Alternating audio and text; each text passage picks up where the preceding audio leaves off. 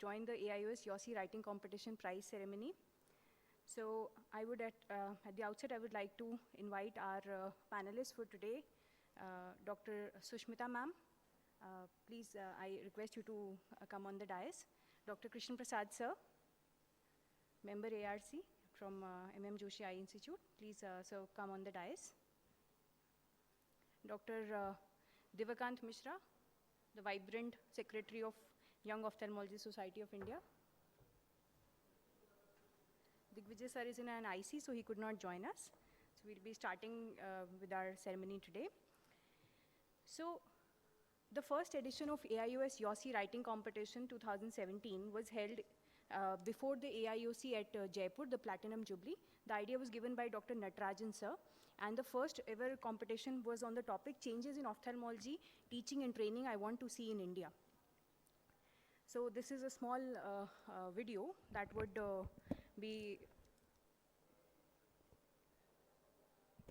I don't get the music.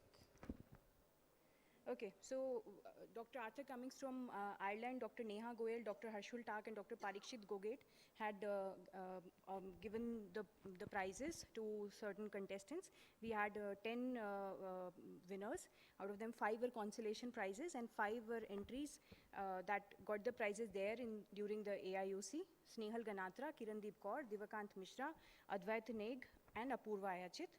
And I'm really happy that further they had the tenacious spirit to join YOSI in activities much more than just a writing competition and assume certain positions after the society came into certain shape. So this is just that kaleidoscope of memories that we collected from that competition. Now, coming to the very next edition that we have, it was how can I contribute to diabetic retinopathy screening and treatment as a future ophthalmic leader.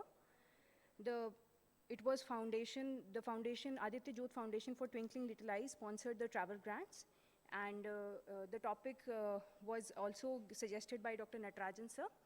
The winners were, there were 10 winners. They were the top 5 winners will be felicitated today evening at around 3 p.m.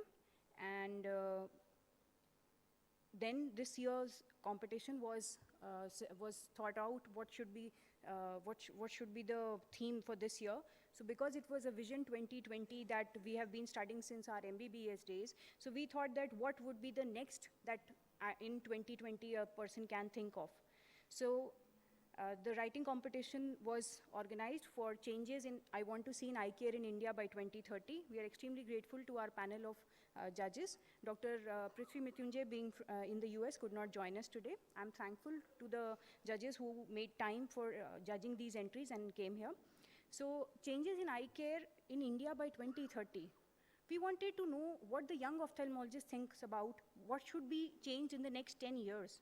Should there be annual eye checkups? What should be the changes in the insurance policies, surgical care, genetics, artificial intelligence, annual eye checkup, and whether they can summarize all of that in around 1,000 words. So, without further ado, I would request Sushmita ma'am to tell us about what she thought of the entries.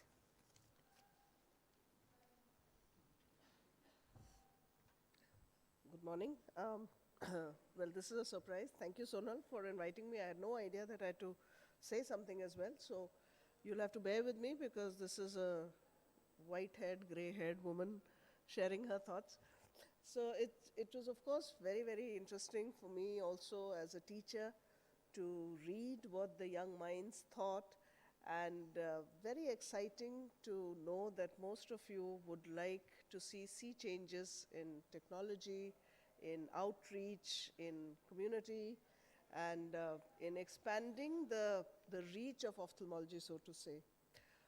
But as a teacher, playing the devil's advocate, I think we have a certain journey to traverse, and I think Dr. Krishna would agree on that we need to solidify our foundations a little more.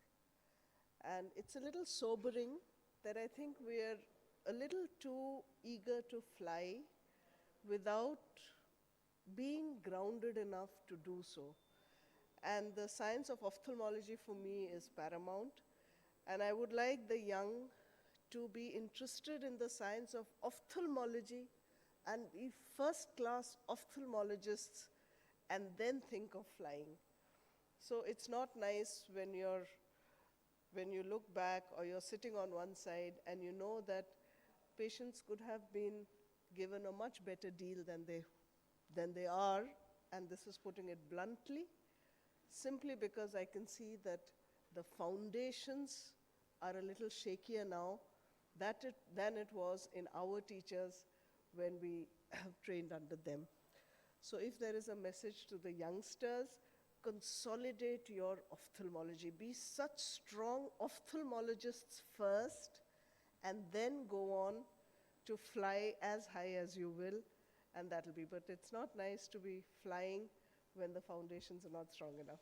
So I'm sorry if this is a typical old woman speaking, but this is something which we've seen over the years, and I want the foundations of ophthalmology, where I see eye care in 2030, I want more first-class ophthalmologists in the science of ophthalmology, lesser young people saying, I don't want to do this and I don't want to do that.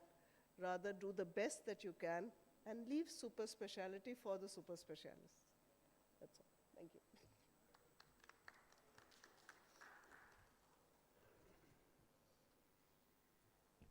Thank you so much, ma'am, for your words of wisdom. I would now request Dr. Divakant and Joint Secretary Dr. Karan Bhatia to please felicitate ma'am and present our token of appreciation.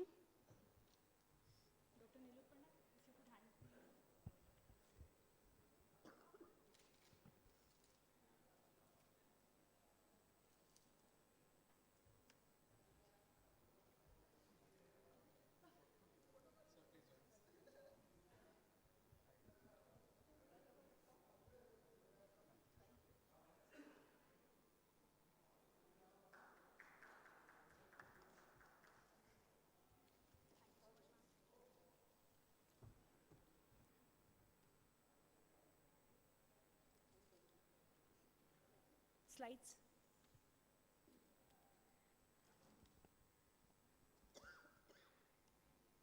When there are vibrant teachers near us, we need not look further.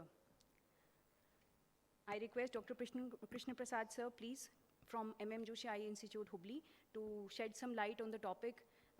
What changes would you like to see in next 10 years? And he has judged all the entries so meticulously. Thank you so much, sir, for that.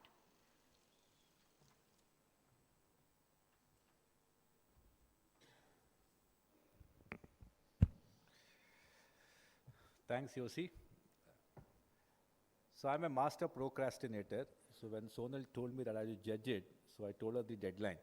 But luckily she extended the deadline for me. Then I had an exercise. I thought, if I were to write an essay now, so what will I do? I kind of took 2 days to consolidate my thoughts, because I wanted to really draw a comparison the way, as she said, a 25-year-old in ophthalmology with, she said gray hair, I said very little hair, would actually think. And what a young ophthalmologist actually thinks. Where is the difference in the line of thinking or a mindset? So that set a kind of a bar to decide, because otherwise you go with your baggage of prejudices, and without really you thinking, being in that footwear, you will never understand what the youngsters will think. So I think that exercise gave me an idea. It's a very excellently chosen topic, that 2030 is not very far off, another decade away. And what would probably, that will also set a roadmap for what we should be telling our policy makers, or what we should be doing as individuals, or maybe in the positions of authority. As she said, most of them are very idealistic.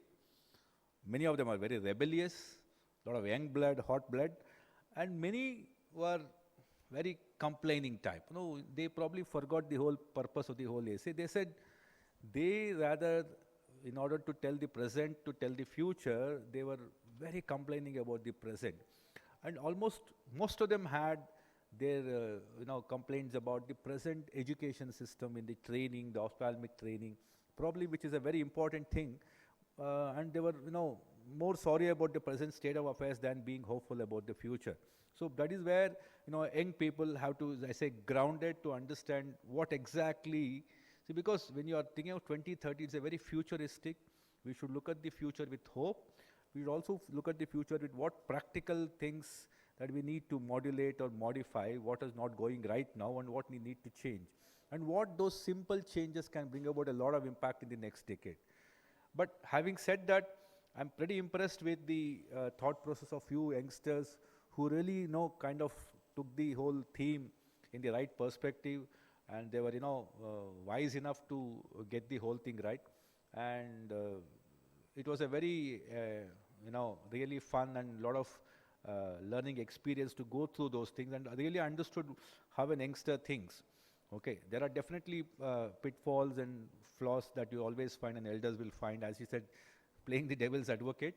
But having said that, I'm very happy that our members of YOSI and the youngsters are really very hopeful about the future. And some of the, suggestions they have made for future or what changes they want to see are really, very thought-provoking, very innovative, and I think they should be actually summed up like should be given to the policy makers at whatever stage, so that something we can have some kind of a document from the earnest efforts of our youngsters.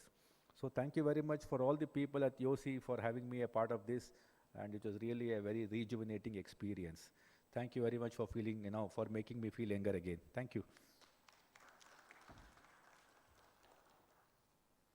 Thank you so much, sir, for your kind words. I would now request Dr. Digvijay, sir, President YOSI, to please honor Dr. Krishna Prasad, sir, with the token of our appreciation.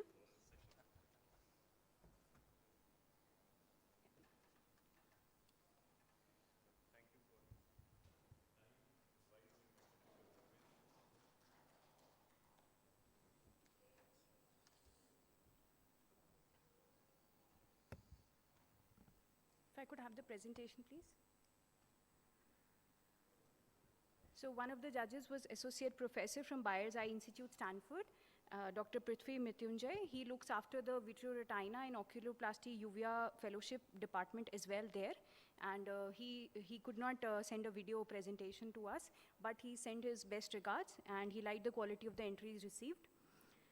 Now, the prizes, we are thankful for the academic support by Sun Pharma, and they are here, and they have sort of given an academic grant, so they have arranged books because of their association with iPlanet as awards today. Now, coming to the first prize winner, Dr. Panache Balasubrahmanyam, I would request him to please come and speak a few words about his thoughts on the idea of changes he wants to see in the next 10 years.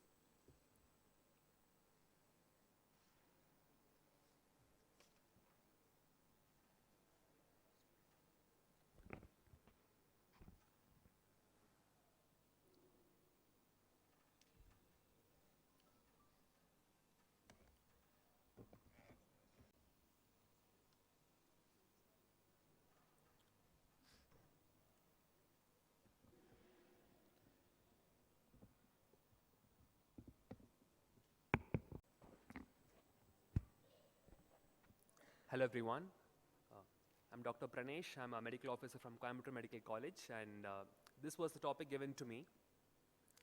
Changes in eye care I want to see in India by 2030. So when you listen to this topic, you see this, lots of changes come into our minds, right? Lots of ideas pouring into our minds. But I was wondering, amongst those myriad of changes, what is the one thing?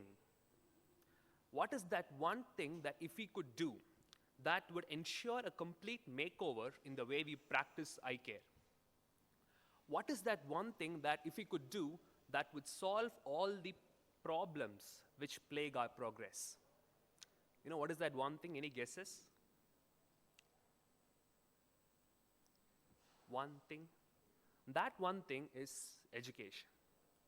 As Sir just mentioned, education is the one thing that we have to focus. Educating what? Educating who?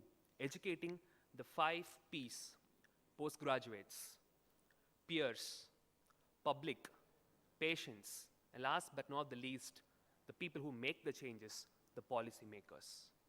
But how many of you think that there is an inequality in educating these 5 Ps, Raise of hands, please. Great. Does an Ophthal resident from Alleppey Medical College get the same training as one would get from All India Institute of Medical Sciences? No. We need to address that. How many of you still think there are misconceptions and myths among the public regarding eye care even today? Raise of hands, please. Still squint is luck. Still tongue is the tool to take away the foreign body. We need to address that. I think every one of us should make a commitment to help the society see, not just through surgeries, but through sensitizing words and scientific teaching forums. Let us take a promise. Let's take an oath. I call it as the teacher's oath. I will spend those extra few minutes in health educating my patients in my OPD, no matter what. I will train my residents and ophthalmic assistants so that they can fall in love with this art and science of ophthal. Also, they can transform themselves into competent and confident eye care providers. I will teach. I will strive to teach no matter what, every single day, so that I can transform this world a better place to live. Let us be the voice of the voiceless. Let us all teach to reach. Thank you. Thank you so much for the patient listening. Thanks for selection, felicitation. Thank you, ma'am, for joining us. Please receive your award. Krishna Prasad sir requesting you to please give away the prize. First prize.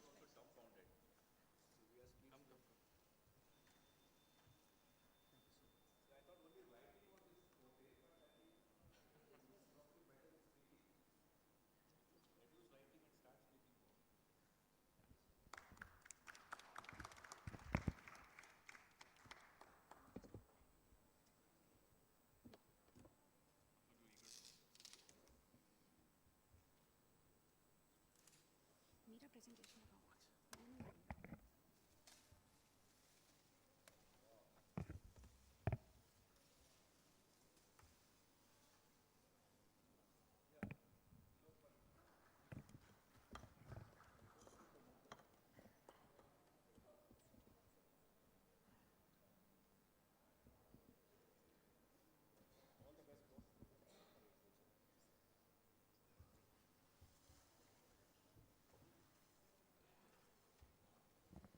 So our second prize goes to Dr. Sunaina Murthy, who's currently pursuing her second year post-graduation from Raja Rajeshwari Medical College and Hospital, Bangalore. She's completed her MBBS from St. John's Medical College, Bangalore. Request her to speak a few words.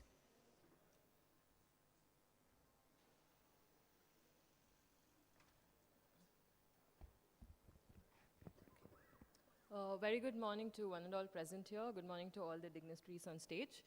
Firstly, I would like to thank Young Ophthalmologist Society of India for having given me this opportunity. PowerPoint.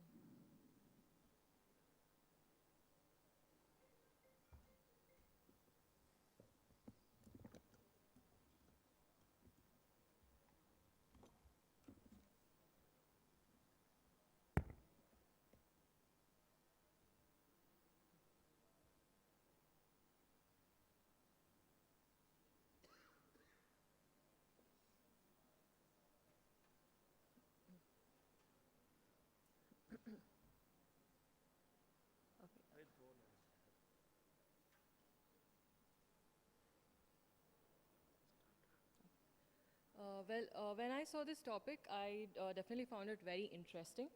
And of course, whatever I have written is an amalgamation of what I had gathered from talking to my teachers, my parents, be it even my, my patients and even my colleagues.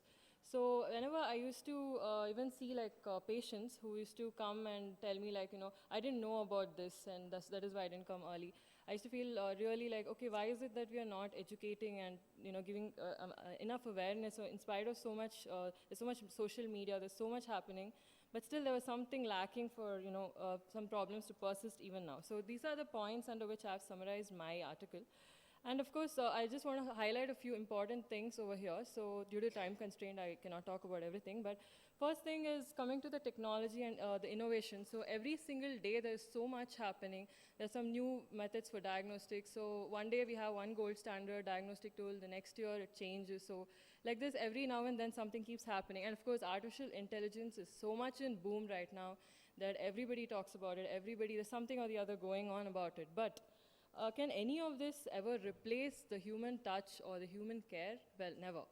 Obviously, that channel, that rapport that we build with our patients, a proper channel of communication would prevent so many errors with our proceedings with the treatment with them and their understanding of what's happening is something that can never be replaced. So any day, be it 2020 or 2030, it is the proper channel of communication which should always be stressed upon. And of course, a proper counseling, proper consent. Now, this is something that no robot can ever replace. So that is the first point that I would like to talk about. Secondly, when talking about technology, infrastructures, etc., well, there is something that there's a big contrast when we see the kind of treatment that is being given in the urban areas, in the urban setting to people who can actually afford and approach a doctor, compared to the kind of facility that is being given to people in the rural areas. So this is a huge contrast we see all over the country. So coming to that, of course, it's the government. Even though there's so many policies being made, we need to come with a collaboration with the private and the eye institutes, which are so many in the country today, along with the government, to formulate policies where they can support the infrastructure, finances, and of course buying equipment, so that at least if not the equivalent amount of the quality of treatment can be given to even people in the most remote areas, etc. So this way, we can prevent patients from coming in the very end stage of glaucoma, or be it even the diabetic retinopathy, where nothing can be done to them. So that is one way we can prevent this from happening. And also, we see that there's a trend where people from the rural areas migrate forcefully into the urban areas because of maybe one of the major thing being the healthcare needs are not being met. So yeah, this can also prevent this from happening. And of course, the last point is we have heard of things such as telemedicine, etc., which is being used in fields such as radiology, etc. So this is something that we have to also inculcate in our practice in the days to come, so that every patient need not be brought to an urban center because they won't be willing to come to an urban area all the time. And of course, lastly, we have this thing in most of the states where PG residents are expected to have a rural rotation. So again, here the government needs to provide them with enough and more financial and structural support, so that again the patients are not put in this constraint where they'll have to come again to a rural area. So this, with this I would like to wrap up. Thank you.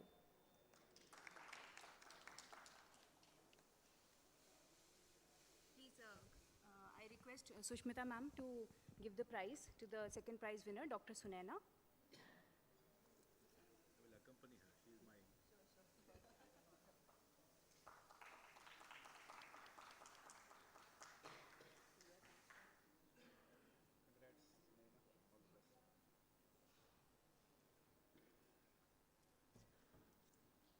If you would please connect.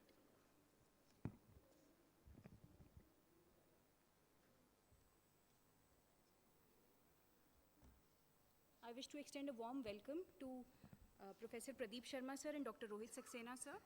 We're very glad to have you here.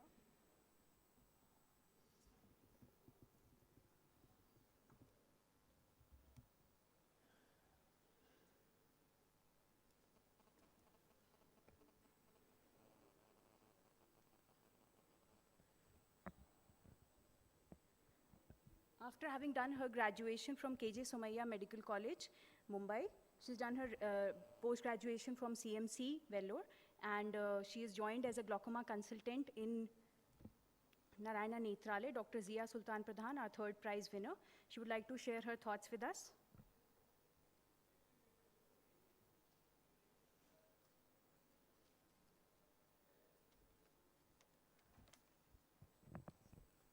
Hi.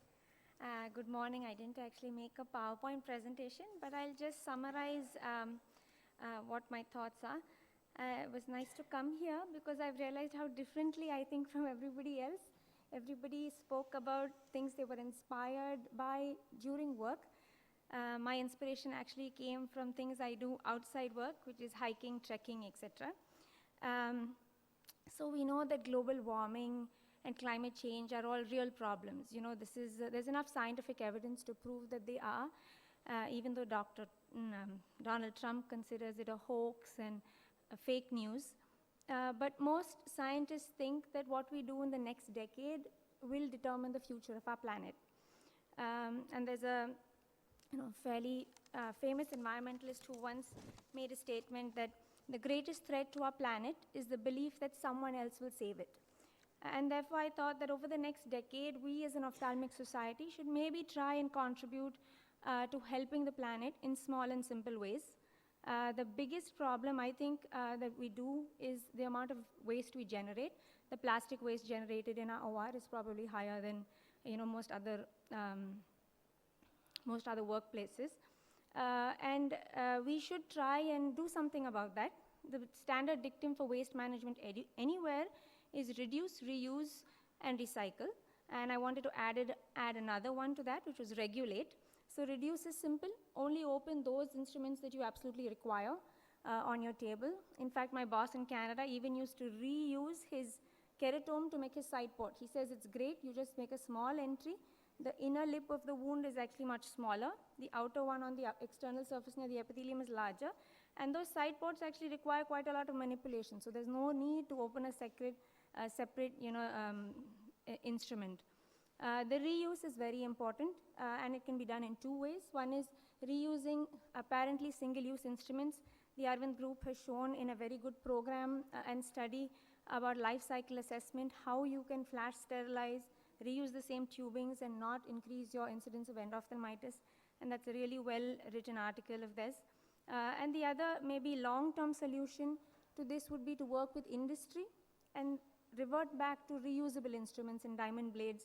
This will take some time, but in the long run, it's probably a wise suggestion. Recycling plastic, again, is very important. And the last thing I wrote about is regulate, which is to work with regulatory bodies to change the ophthalmic surgery guidelines, which are currently just based on extrapolation from general surgical data.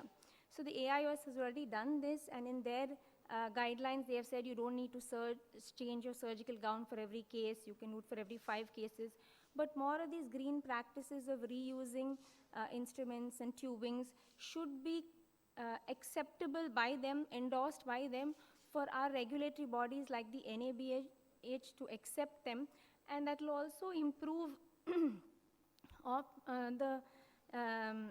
the chance that ophthalmic practitioners will incorporate those. Because the biggest fear these days is if your patient develops endophthalmitis, it will be a sort of a legal issue, and then these factors will be considered in what the outcome of that will be. But if these green practices are endorsed by our regulatory bodies, people are more likely to accept them. I'd just like to end here. So there's a famous saying, we do not inherit the earth from our ancestors, we borrow it from our children.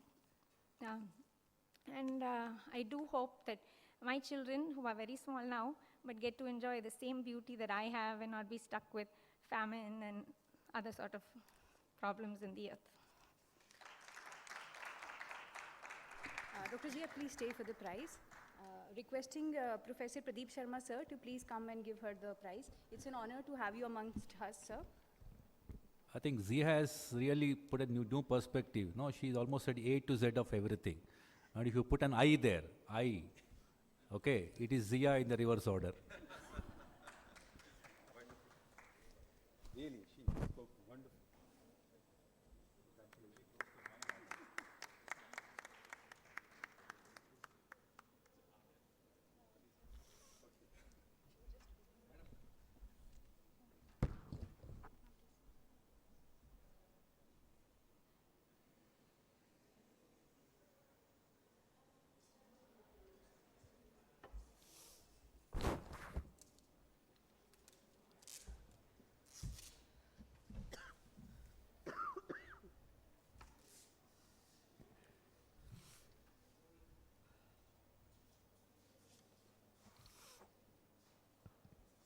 So the fourth prize winner is also a prize winner from the last writing competition, Dr. Gunjan Saluja, who's a senior resident in squint neuroophthalmic and oculoplasty at RP Center AIMS.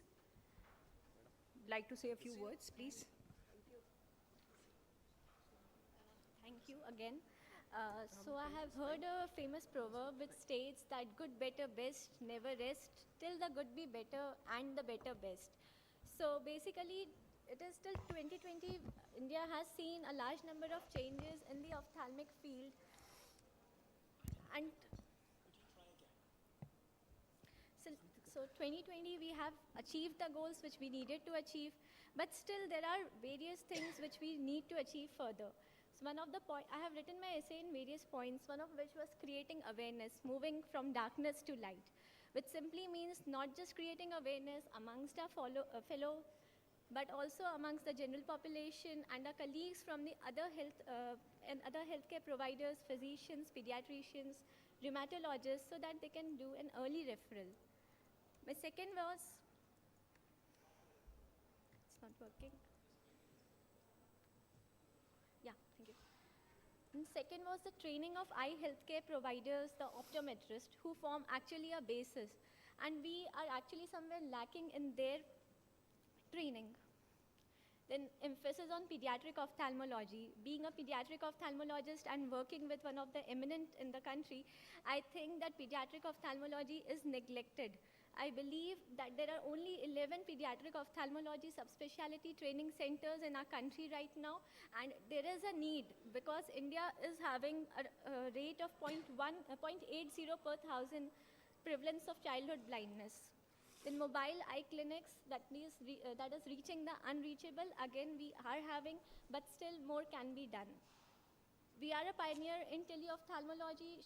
The model by Shankar Nethralaya is really an ideal, but there are certain states, like I belong to Chhattisgarh, and I can surely say that teleophthalmology has not reached there yet. Making the correct use of artificial intelligence. It's rightly said that humans should control the computers. You must always know more than Google. And that is what should be our aim. We have to make an intelligent use of artificial intelligence. Then the last was better insurance plans. Although there are multiple insurance plans, but we all know that there are certain things like injections of Avastin, injections of Botox, Ozurdex, even squint surgeries are not included under the insurance plans. And we need to remove these financial constraints. Promoting research, MD, PhD, and MPhil programs are again going to help us. Thank you.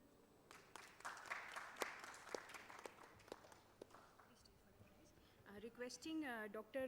Kalpana Narendran from Coimbatore Arvind team to please give away the prize, fourth prize winner, Dr. Gunjan Saluja.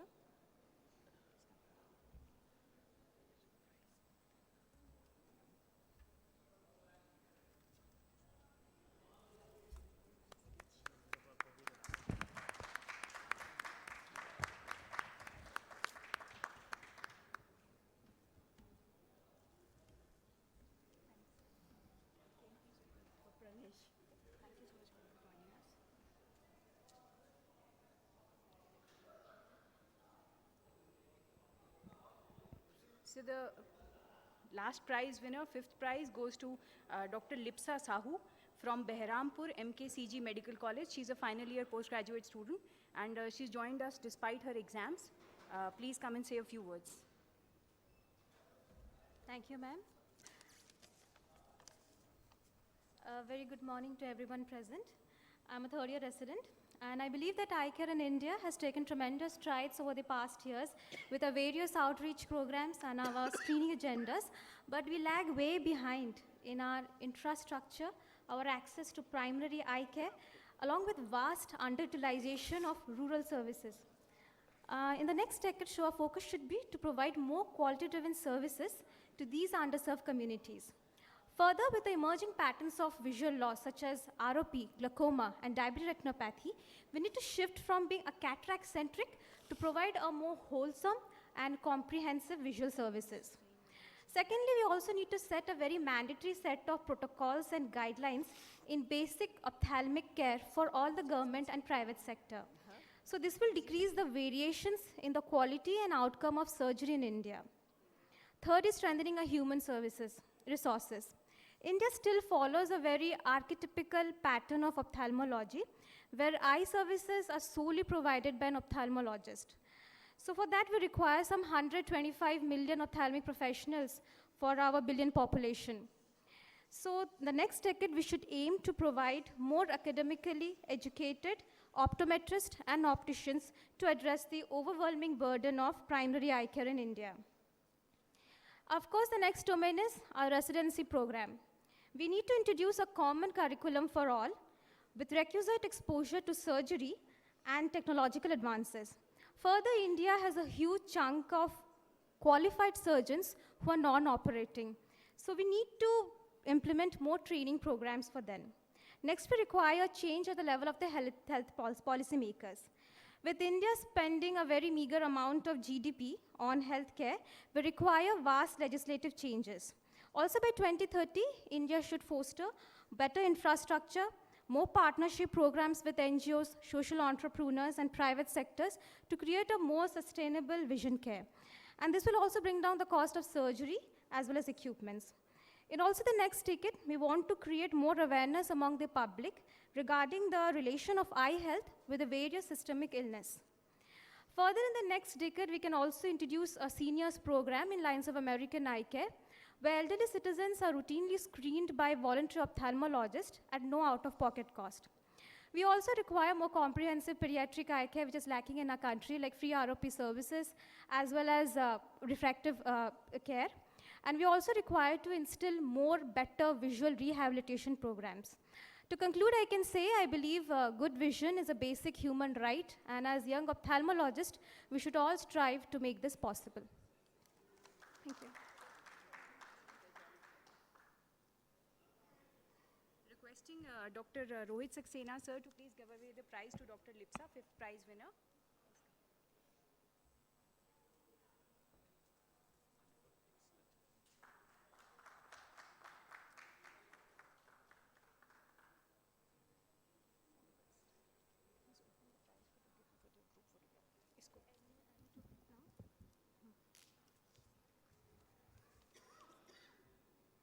So I would like to thank the judges, thank the audience present here, and request all the prize winners to come in for a group photograph. Digvijay sir, Divakant, the judges, senior dignitaries, and the prize winners, please join us for a group photograph. Dr. Anu and Dr. Nilutparna especially.